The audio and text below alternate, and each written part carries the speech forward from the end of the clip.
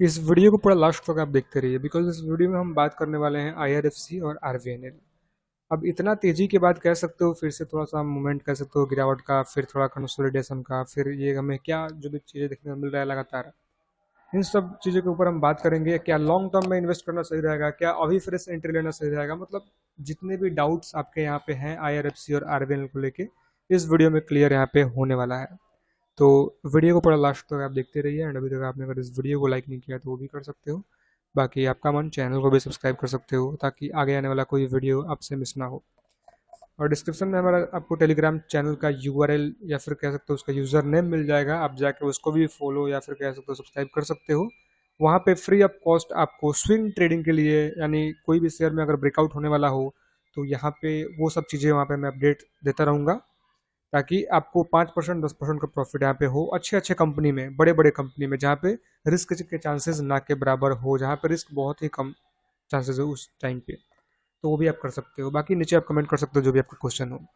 शुरुआत करते हैं यहाँ पे 176 के प्राइस पे आपको आईआरएफसी ट्रेड करता हुआ नजर आएगा। 1.35% का गिरावट अभी तक नजर आया है आज के दिन जब मैं वीडियो शूट कर रहा हूँ यहाँ पे, अगर हम बात करें 4 सितंबर को।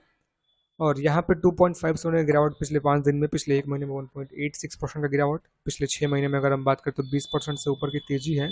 केवल 2024 में 75% से ऊपर की तेजी है, पिछले एक साल में 163% की तेजी, पिछले 5 साल में 600% से ऊपर की तेजी, और ऑल टाइम पे तो अब 600% वही है, same to same. Because market में शेयर आया कब, तो 2021 के आसपास में, तो अभी 5 साल तो हुआ नहीं। फिलहाल अगर हम बात करें यहाँ पे ज़बरदस्त तेजी। अब एक चीज़ आप यहाँ पे नोटिस करेंगे, चाहे वो कोई भी स्टॉक हो, कि जब भी शेयर थोड़ा स्टेबल होता है उस टाइम पे इन्वेस्टमेंट करने का एक अच्छा मौका होता है। अब हम बात करेंगे यहाँ पे कि लिस्टेड के बाद शेयर, मतलब कह सकते हो कि यहाँ पे काफ़ी स्टेबल था 2022 तक, मतलब कह सकते हो एक साल तक तो कोई तेजी ही नहीं नजर आया उतना।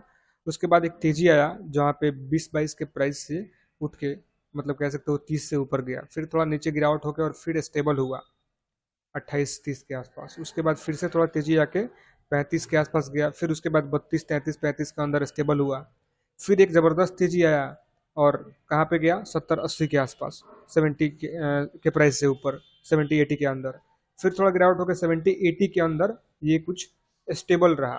कुछ महीने, आई थिंक अगर हम बात करेंगे तो कुछ महीने, हाँ कुछ महीने स्टेबल रहा। और फिर उस टाइम पे फिर से एक ज़बरदस्त तेजी आया और फिर से एक नया हाई बनाया अपना 173 का ऊपर का। उसके बाद फिर से गिरावट हुआ और फिर कुछ दिन तक कह सकते हो थोड़ा स्टेबिलिटी था, 150 के प्राइस के अंदर ट्रेड किया। और फिर उसके बाद एक ज़बरदस्त तेजी आया और एकदम से हाई टच किया 200 से ऊपर का, 200 मतलब 25 से ऊपर का। और आज के टाइम पे फिर से थोड़ा सा गिरावट होके और अभी के टाइम में थोड़ा ऊपर नीचे हो रहा है। अब ये कंडीशन आपको थोड़ा स्टेबिलिटी थोड़ा और आपको देखने को मिल जाए तो एक अच्छा मौका हो सकता है इन्वेस्टमेंट के लिए, आने वाले टाइम के लिए, लॉन्ग टर्म के लिए। अगर ऐसे ही थोड़ा इस तरीके का स्टेबिलिटी आपको कुछ इधर भी दिख जाए तो इधर भी, इस ये वाला स्टेबिलिटी अगर हम बात करें, बिकॉज ऑलरेडी स्टॉक काफ़ी तेज़ी में आ चुका है, मतलब काफ़ी तेज़ी यहाँ पे हो चुका है, आने चुका है, काफ़ी तेज़ी हो चुका है। और उसके बाद अभी थोड़ा गिरावट होके और थोड़ा स्टेबल होगा और उसके बाद कह सकते हो कि तेज़ी के चांसेस बन रहे हैं और आने वाले टाइम में हो सकता है कि हमें अच्छा देखने को मिल जाए। बिकॉज सबसे पहली बात कि गवर्नमेंट का फोकस, मतलब रेलवे सेक्टर में गवर्नमेंट का फोकस काफ़ी ज़्यादा है, इंफ्रास्ट्रक्चर में है ही, रेलवे सेक्टर में काफ़ी हाई है फोकस, वो अलग की बात है।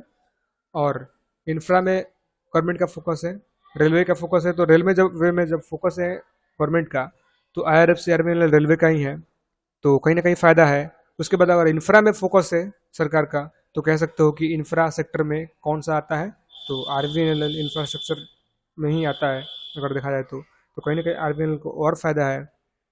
तो ये चीज़ आप देख के चलिए, लेके चलिए। बात करेंगे आईआरएफसी को लेकर थोड़ा सा इन्फॉर्मेशन के बारे में, तो यहाँ पे कुछ न्यूज़ वगैरह अपडेट यहाँ पे होता रहता है।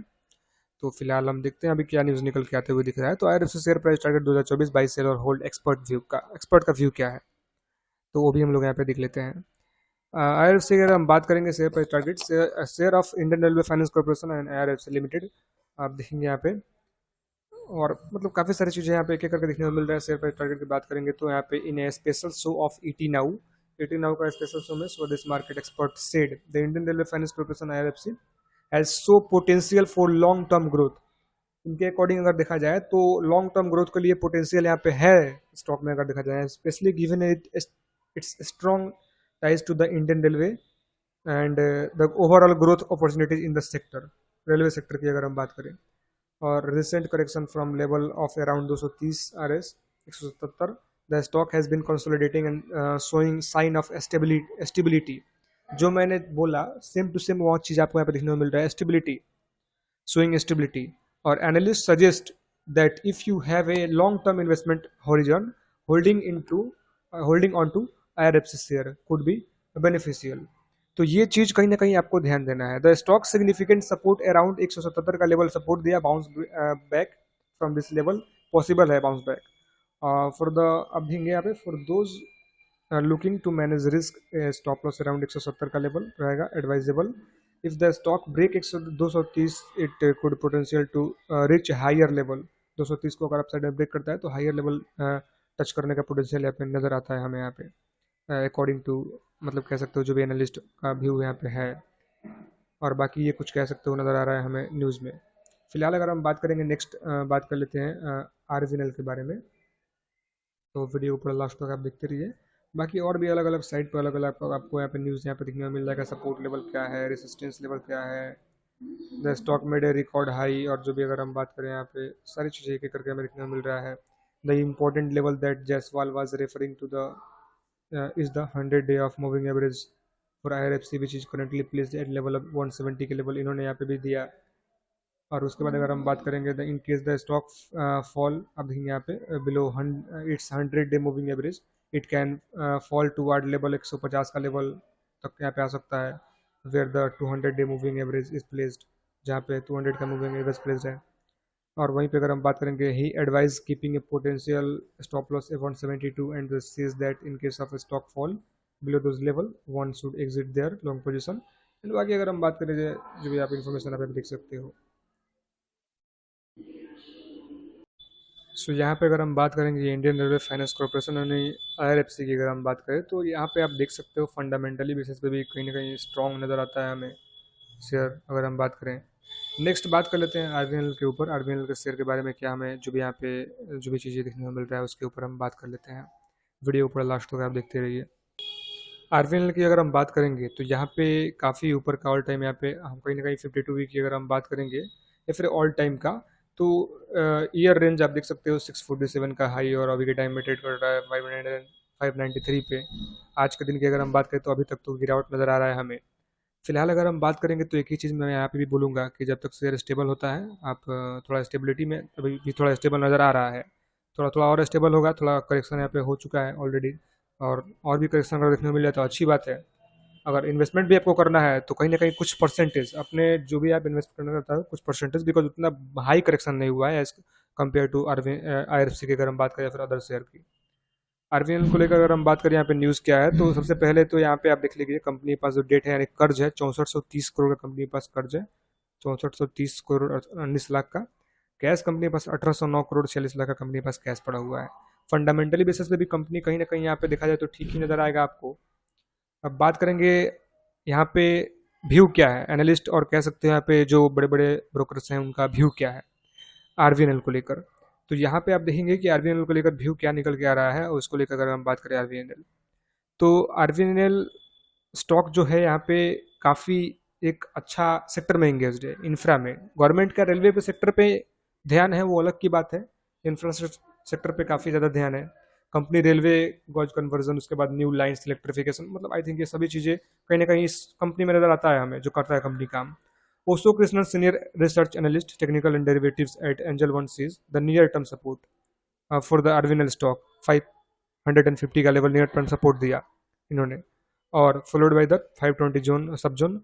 एंड द कृष्णन कह सकते हो यहाँ पे set the once the stock cross resistance level 600 and 620 का decisively, fridge transaction likely on the counter, and Siju Kutupalakal technical research analyst Prabhudas Lilladher के अकॉर्डिंग अगर देखा जाए तो find the resistance for the stock as 600 का level इन्होंने resistance मतलब यहाँ पे दिया, and once this top resistance is breach the stock is likely to rally a price target of 647 का लेवल इन्होंने नियर टर्म यहाँ पे दिया है, और नियर टर्म सपोर्ट इन्होंने क्या दिया है तो 554 का लेवल। तो ये कुछ कह सकते हो जिगर एस पटेल सीनियर मैनेजर का क्या व्यू है। इनका कहना है expect the stock move range, अगर हम बात करें यहाँ पे expect stock to move in a range of 565 to 625 in the short term, इनका ये रेंज है, शॉर्ट टर्म में इतना के भीतर ये रेंज में ट्रेड कर सकता है। सपोर्ट फॉर द लाइज 570 का इन्होंने यहाँ पे सपोर्ट दिया। उसके बाद अगर हम बात करेंगे यहाँ पे at the 590 resistance is 595, Seth Patel adding that once the stock closes 595 level decisively it may be hit the price target of 615 का। तो ये कुछ कह सकते हो लगातार मतलब व्यू निकल के आ रहा है एनालिस्ट का फिर ब्रोकर का।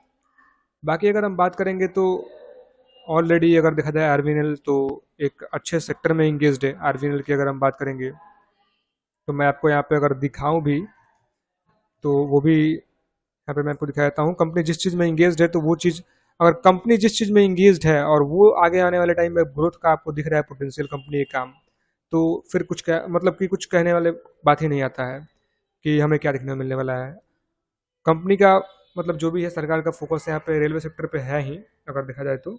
उसके बाद अगर हम बात करेंगे तो जो कंपनी काम कर रहा है रेलवे सेक्टर में, आप देखेंगे रेलवे का बड़ा बड़ा यहाँ पे टेंडर भी बहुत पहले हमें पास हो चुका है। अगर देखा जाए तो यहाँ पे न्यू ट्रेन्स के ऊपर या फिर कह लो जो भी है कंपनी क्या काम कर रहा है, तो engage in the business of implementing various type of rail infrastructure project assign by MoR, देखेंगे यहाँ पे including doubling gauge conversion new lines, railway electrification, major bridge workshop production unit and sharing freight revenue भी आप देखेंगे यहाँ पे है।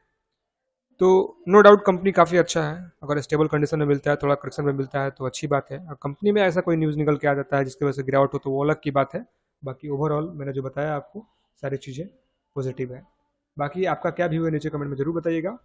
Wait and watch का थ्योरी अपना सकते हो, बिकॉज आईआरएफसी जिस टाइम पे जब वेट करवाता है ना तो सालों साल वेट करवाता है, और उसके बाद अगर तेजी आता है तो उतना ही ज़बरदस्त तेजी आता है, जैसे कि आप देख लो यहाँ पे।